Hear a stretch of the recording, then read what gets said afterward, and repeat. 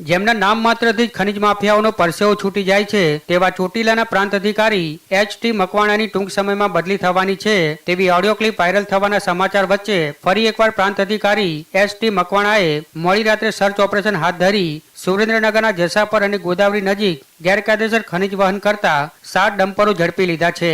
Royalty વગર જ black ટેપનું વહન ચાલતું હતું, જે અંતે પ્રાંત અધિકારીએ દરોડા પાડી 2.80 કરોડનો મુદ્દામાલ જપ્ત કર્યો છે।